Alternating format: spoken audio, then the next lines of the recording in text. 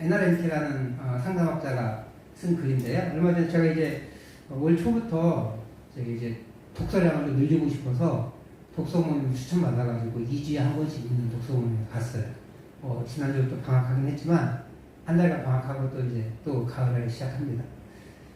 도파민 네이션, 뭐 처음 들어보는 말일 것 같아요. 도파민이라는 말도 아마 들어보신 적이 없을 것이고, 네이션은 나라랑 국가라는 뜻이 있긴 한데 잘 들어오지 못했을 겁니다. 도파민 왕국 이런 뜻이에요.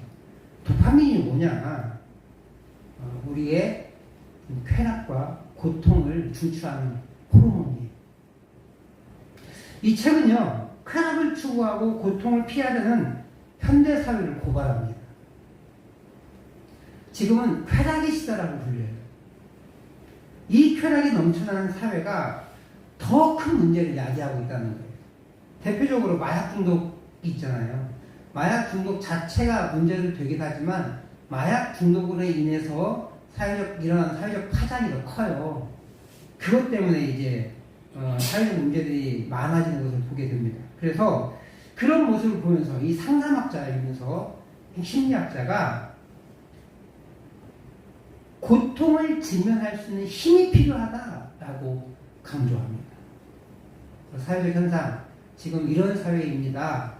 쾌락을 추구하고 중독되기 쉽고 그렇게 어려운 시기인데 그러면 해결책이 무엇이냐? 고통에 직면해야 됩니다. 그 다음에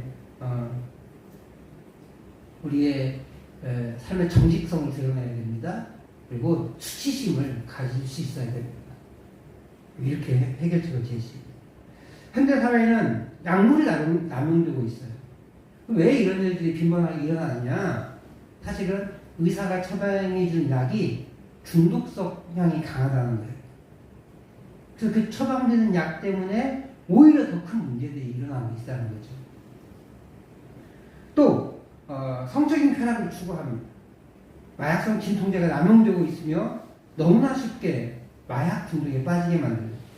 우리나라야 조금 덜하지만 미국은 청소년들도 마약을 굉장히 많이 해요. 심지어 수련회 갔는데 아이들끼리 마약을 했대요. 우리나라는 어느 정도까지냐면 교회 수련회 갔는데 몰래 담배 피고 오는 이 정도까지는 돼요. 우리나라도. 근데 다른 나라 청소년들은 수련회 가서 우리나라 담배 피듯이 마약하는 청소년들이 있다는 거예요. 그래서 마약을 구할 수가 있으니까 그런 거잖아요. 청소년들이 우리나라에서 담배를 구할 수 있습니까? 없습니까? 못 구하죠. 근데 어떻게 구해와요? 마찬가지일 거예요. 그 서방 세계에도 마약을 청소년들이 구입하게 하진 않을 겁니다. 근데 어떻게 구입하게 되게 되는 거예요. 그렇게 쉽게 중독되는 사회가 됐어요. 인터넷 중독, 게임 중독. 이런 중독들이 너무 쉽게 일어나고 있다는 거예요. 참고로 우리나라에도 정신과 진료가 상당히 늘었습니다. 많이 있었어요. 옛날에 정신과 이렇게 하면 일단 거부하고 그랬는데 요즘은 신경정신과 이렇게 표현하면서 조금 완화되기도 하고 또 이 정신병력이 이렇게 이제 수치스러운 문화가 되지 않았어요. 이런 건 참 좋은 것 같아요. 왜냐면 육체가 병이 들 수 있는 것처럼 마음에도 병이 들 수 있다는 개념이 생겨난 거예요. 우리나라에도. 아직까지도 조금 이렇게 숨기려고 하는 마음이 있긴 하지만 이제는 이 정신적인 마음의 병도 하나 육체의 질병과 다름없다. 그래서 육체의 질병을 안타까워하듯 요즘 육체에 병 걸렸다고 창피하고 수치스러워하지 않잖아요. 마음의 병도 마찬가지예요. 이제는 수치스러워하면 안 돼요. 좀 안타까워하고 함께 기도해줘야 되는 거예요. 옛날에는 수치스러워했고 그리고 손가락질했어요. 지금 그럴 분위기가 좀 이렇게 부드러워진 것은 사실이긴 하지만 아직도 그런 게 남아있죠. 하지만 그런 문화가 있던 건 좀 좋은 거였습니다. 그럼에도 불구하고 중독에 빠진 사람들이 많아지고 있다는 건 사실이에요. 종종 마약 관련 뉴스가 우리나라에서 많이 나오는 것들을 종종 나오는 걸 보게 돼요. 예전에는 뭐 1년에 한 번, 아니 수년에 한 번씩 나오던 그 관련 기사들이 요즘은 종종 나와요. 그만큼 마약이나 이런 중독에 빠지는 일들이 이전보다 넓게 퍼졌다는 것을 의미합니다. 다시 말하지만 정신과 병동이 많아지고 진료를 많이 받는다는 것은 좋은 현상이긴 해요. 원래 우리 가지고 있던 병들이 있었으니까. 대표적으로 화병이 그거예요. 화병이. 빨리 진료를 받았어야 되는데 그 당시에는 그런 게 잘 몰랐고, 또 우리나라 여자분들은 참고 뭐 귀머거리 3년, 벙어리 3년, 또 소경 3년 이렇게 해야 뭐 9년을 참으라는 거였잖아요. 뭐 얼마나 속이 터져요. 그래서 우리나라 말로 저기 세계 그 의학 원어에 들어간 유일한 병, 화병. 외국 사람들도 우리나라도 화병 이렇게 읽습니다. 우리나라에만 있는 독특한 병이기 때문에. 왜 그래요? 자기의 마음을 터놓지 않았기 때문에. 그것이 질병이라고 생각하고 의사의 조언을 받지 않았기 때문에. 그런 문화가 좀 바뀌었다는 것은 참 감사한데, 그럼에도 불구하고 중독이 많이 생겨나고 있다는 것은 또 문제가 된다는 거예요.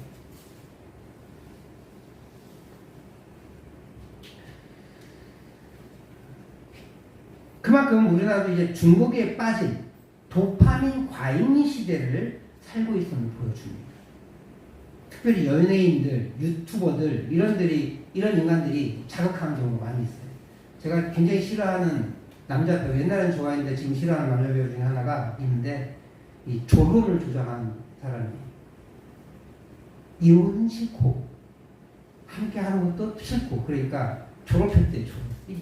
유행처럼 본 적은 없어요. 견디기는 싫은 거예요. 자기가 선택한 걸 책임지긴 싫은 거예요. 하지만 이혼하는 거에 대한 부담감이 너무 크거든요. 같이 살지는 않아. 그것을 좀 멋지게 표현한 거예요. 조금. 옛날에는 뭐라고 썼어요? 다운 사람들이라고. 갑자기 생각이 안 나. 별거 별로 안 좋게 느껴지잖아요. 근데 졸혼 그러니까 좀 멋있어 보이는 거예요. 용기 있어 보이는 거예요. 근데 이게 살 수 없을 때, 극도한 스트레스일 때 이혼은 할 수 있습니다. 그리스도인들도요, 너무 이혼에 대해서 터부시하면 안 돼요. 이혼할 수 있습니다. 너무 이렇게 죄악시하지 마세요. 성경에서도 이혼에 대해서 허락합니다. 근데 이혼했으면 이혼에 대한 책임도 져야 된다. 얘기할 뿐이에요, 성경은. 나중에 이혼에 대한 자세한 이야기를 할 기회가 있으면 하게 될 텐데, 이혼을 너무 터부시할 필요 없어요. 하지만 이혼에 대한 책임도 있어야 돼요. 그러니까 결혼했으면 결혼에 대한 책임을 져야 돼요. 그렇기 때문에 이혼이 어려워야 되는 거예요. 함부로 결혼이라는 말을 쓰면 안 되는 거예요. 결혼에 대한 책임을 안 지겠다는 뜻이에요. 그래서 제가 그 대우를 되게 싫어해요, 지금. 그 양반 때문에. 우리나라에 결혼이 너무 많아졌거든요. 그런 것도 개탄하지 않을 수는 없어요. 근데 그런 연예인들, 유튜버들이 멋지고 잘생기고 이쁘고 이런 사람들이 막 그런 걸 보여주는 거예요. 그러면서 우리 사회가 그렇게 물들어가고 있어요. 그냥 안타깝습니다. 우리는 그 도파민 과잉 시대를 살고 있다는 거예요. 그 사람들이 계속 그런 도파민을 보여주거든요. 그래야 그 사람들은 돈 벌거든요. 근데 그 돈이 뭐 1, 2천만 원이 아니에요. 얼마 전에 요즘 뉴스 보셨어요? 찌양이라고 하는 유튜버가 남자친구한테 괴롭힘 당했다는 거? 그 친구가 몇 년 사이에 얼마를 그 남자친구한테 띠꾼 거 아세요? 40억이에요, 40억. 얼마나 많이 벌었다는 거예요. 그래서 예쁜 여자가 밥 먹는 거 방송을 내주면서 들어오는 수익금이 40억이 넘었다는 거예요. 우리가 평생 가도 보지도 못할 그 금액을 그 젊은 여자친구가 몇 년 사이에 벌거든요. 그걸 보여주면서 그 도파민을 분비하게 만들면서 그가 벌어들이는 거예요. 그러니까 그런 돈이 되니까 자기의 몸을 좀 희생해가면서 그게 벌어들이는 거예요. 그러니까 우리는 뭣도 모르고 따라하죠. 그 사람은 돈이라도 벌지. 우리는 돈도 못 벌고 몸만 망가지고. 그런 풍조가 일어나는 거예요. 도파민이 뭐냐? 그러면 이 쾌락과 고통을 주관하는 호르몬입니다. 이 책은요, 이 도파민 과잉 시대, 쾌락 난무의 시대에 삶의 균형을 찾기 위해 고통에 직면하라고 말하고 있어요. 고통을 피하려고만 하지 말고 계속해서 부딪혀 나가는 게 필요하다는 거예요. 그리고 자신의 상황을 거짓으로 대하지 말고, 거짓으로 말하지 말고 있는 그대로 말함으로써 뇌를 치유하라. 그리고 관계를 개선해 나가라. 무엇보다 자신의 잘못한 것들에 대한 수치심 있잖아요.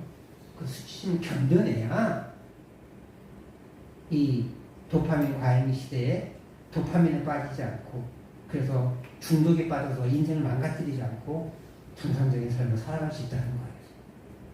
그럼 우리는 어떻게 하면 정상적인 신앙생활을 할 수 있을까? 어떻게 하면 하나님의 사명을 정상적으로 감당할 수 있을까? 우리는 누구나 사명자인데 그 사명을 잘 감당하는 사람, 못 감당하는 사람, 포기하는 사람 너무나 너무 많잖아요. 어떻게 감당할 수 있을까? 바울 사도의 모습을 보면서 그것을 찾아보자 합니다. 오늘 바울 사도는 에베소 교회 장로님들과 함께 헤어짐을 갖습니다.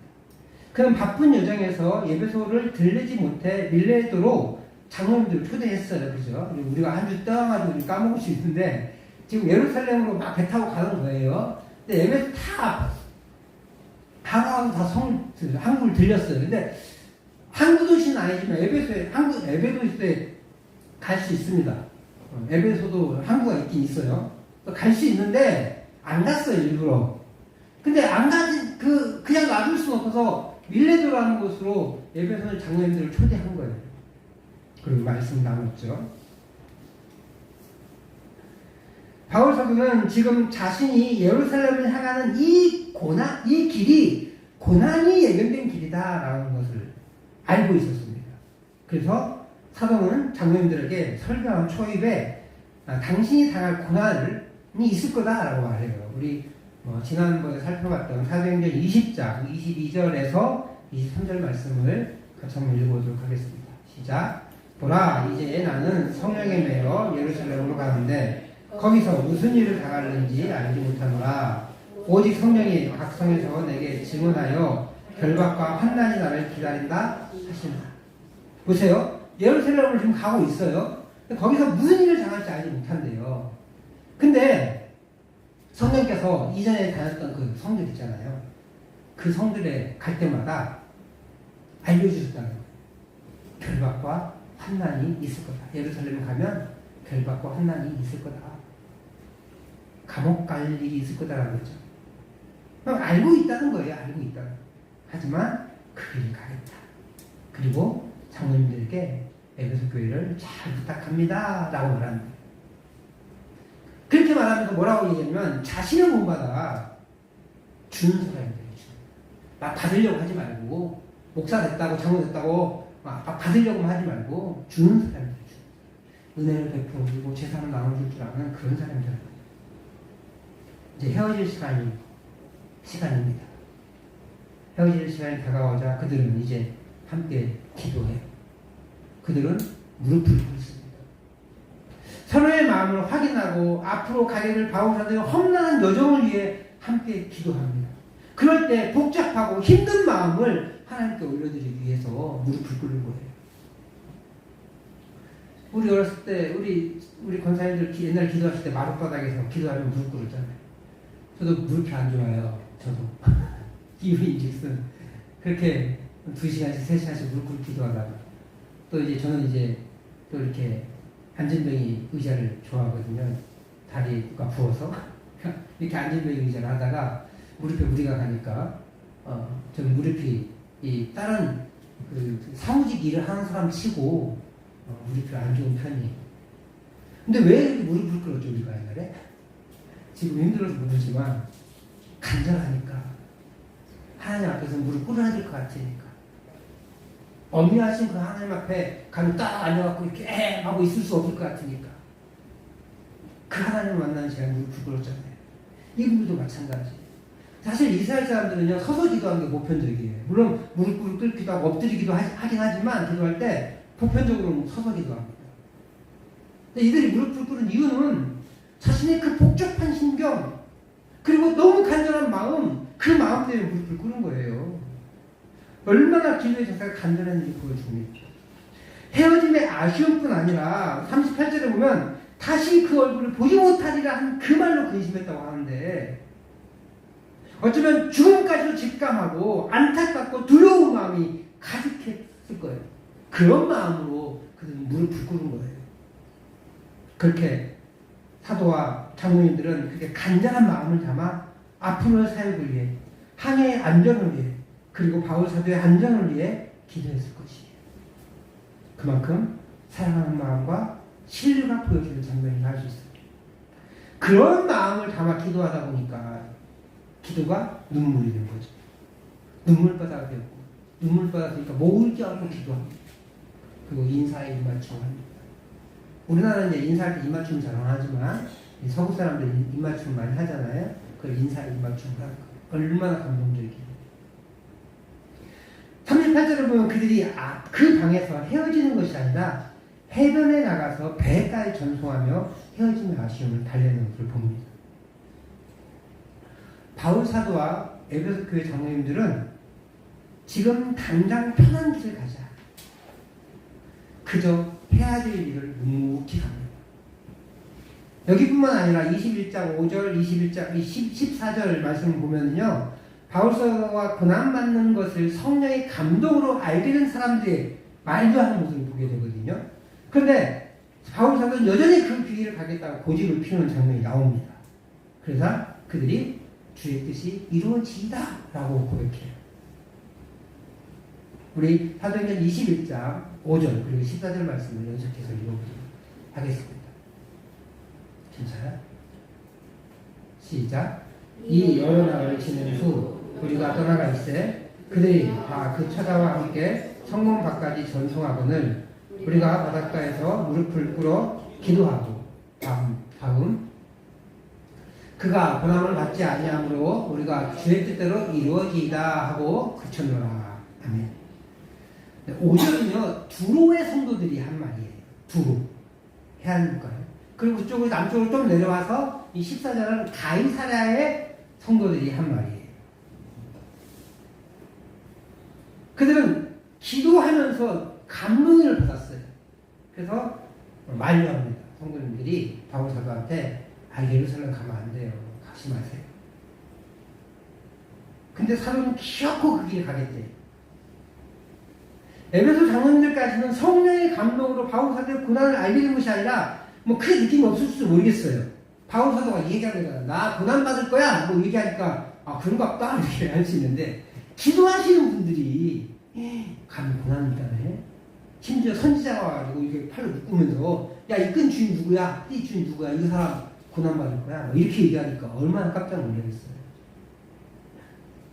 가지 말라는 거예요. 그만큼 시련이 있다는 걸 알기 때문에. 그렇지만 오늘 본문의 장로님들은 더 성숙한 모습으로 바울 사도의 고난의 행보를 위해서 기도하고 감당할 수 있도록 지지해 줍니다. 둘 다 사역을 향한 열정이 이를 감당하는 것처럼 보입니다. 바울 사도도 고난을 향해 달려가야 되고, 그리고 에베소 장로님들도 에베소에 가서 그 사역을 감당해야 되잖아요. 그 길을 감당하겠다는 거예요. 우리는 편한 길을 추구합니다. 행복을 추구해요. 행복은, 우리가 추구하는 행복은 어떤 거예요? 안락하고 편리하고 풍요롭고 넉넉한 거. 이걸 행복이라고 보죠. 그래서 그것의 가장 큰 첩병이 뭐라고 생각해요? 돈이라고 생각해요. 그래서 돈을 많이 벌려고 그래요. 돈을 많이 벌어보니까 별거 없어요. 권력을 좀 찾아봐야 되나? 그래서 딱 돈 많이 버는 사람은 정치를 합니다. 정치도 별거 없는 것 같아요. 그래서 결국은 더 많은 것 이러다가 인생을 망하는 거죠.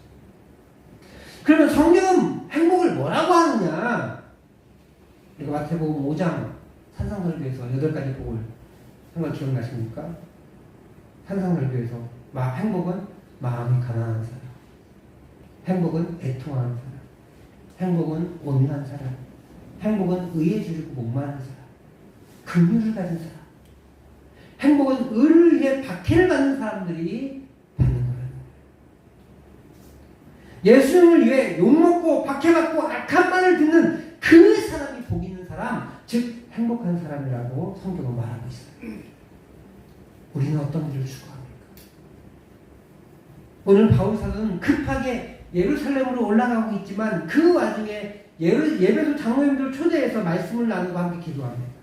그때 자신이 예루살렘에 가면 고난 당할 줄 알고 그렇게 유럽에서 선교 활동을 할 때 여러 번 성령께서 이번에 예루살렘 여행은 고난의 길일 거야 라고 말씀하셨지만 결박과 환난이 있을 것이라고 예고하셨지만 그 고난을 당당히 맞서며 나가겠다고 결심합니다.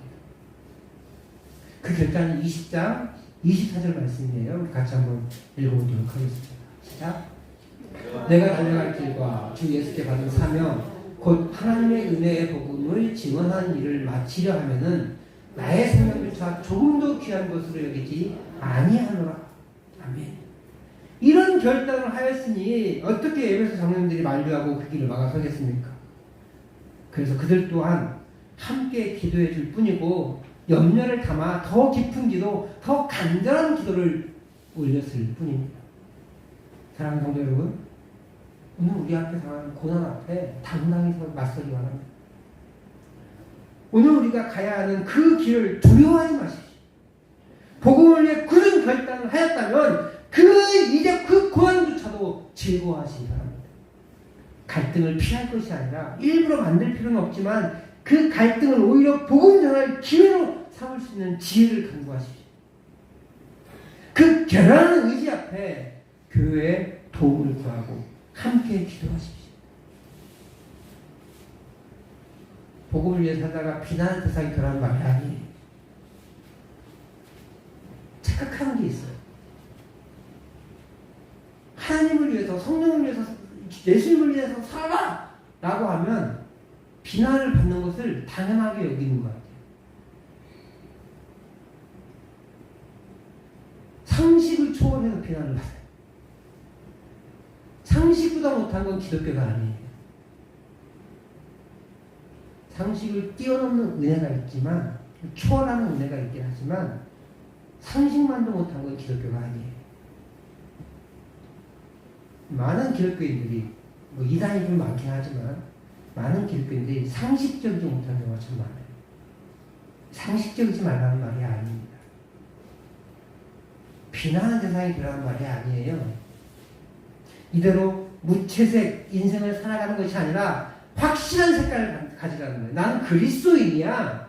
섬길 줄 알지만 멈출 줄 아는 사람이 되어야 한다는 것이에요.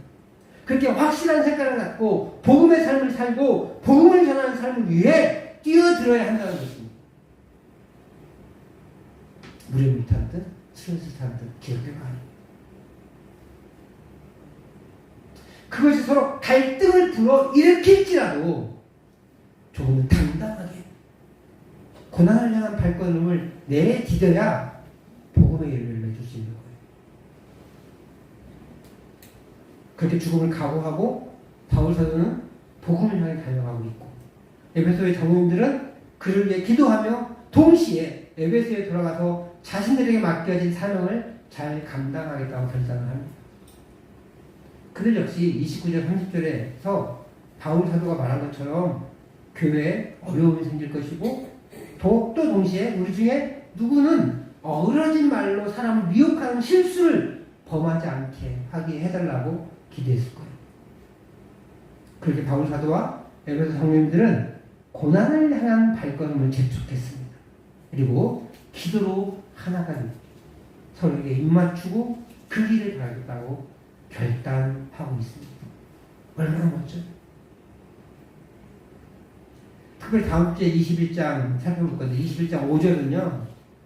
이 해변에서 그 일을 봐요. 상상이나 해보셨습니까? 다크 어른들이 해변에서 무릎을 꿇고 서로를 축복하며 울며 기도하는 그 모습. 예배당에서는 가능하죠. 예배당에서도 사실 쉽지 않은 일이지만 예배당에서 좀 은혜가 충만할 때 옛날에 그렇게 했잖아요. 해변에서 그게 얼마나 멋져요. 얼마나 영광스러울까요? 그렇게 서로 신뢰하며 버팀목이 되어주겠다는 결단으로 기도하고 섬기는 기도를 통해 바울 사도가 사역을 잘 감당하도록 돕는 장면이 너무나 인상적이에요. 우리는 지난 5월, 6월에 사도행전을 묵상했어요. 그리고 사도행전 특별히 후반부 6월에 묵상했는데 예루살렘 21장 이후에 당하는 고난들을 보셨잖아요. 그런 고난을 어느 정도 예견했고 함께 기도했기에 모든 고난을 견디고 당당하게 로마의 황제 앞에 설 수 있었을 것이. 여기에서 핵심은 함께 기도했다는 거예요. 함께 기도하고 함께 울고 목을 껴안고 기도함으로 하나님의 도우심을 구합니다. 고난 앞에 주님의 손을 붙잡고 간 것이. 사랑하는 성도 여러분, 바울 사도들과 에베소 성도님들은 그렇게 함께 고난의 길도 가겠다는 결단과 자신의 자리에서 열심을 내어 사역을 감당하겠다는 기도, 그리고 서로를 향한 애틋한 마음의 섬김을 통해 사역을 감당했습니다. 이처럼 우리 구민중앙교회가 서로를 섬기고 기도를 통해 자기 자신에게 맡겨진 사명을 감당할 수 있기 바랍니다. 꼭 고통을 피하고 고난을 피하겠다는 그런 기도가 아니라 고난이 올 줄 알지만 함께 그 고난을 이겨낼 줄 아는 그런 연합된 공동체의 모습이 우리에게 있기를 소망합니다. 그 기도를 통해 주님의 손을 꼭 붙잡고 갈 수 있기 바랍니다. 그러할 때 우리 하나님이 우리를 통해 이루실 그 일을 이뤄나가고 감당할 힘을 주실 줄 믿습니다. 그렇게 저와 여러분들이 우리 함께 섬기고 기도하고 신뢰하며 버팀목이 되어주셔서 하나님의 사명을 감당할 수 있기를 주의 이름으로 다시 한번 축복합니다.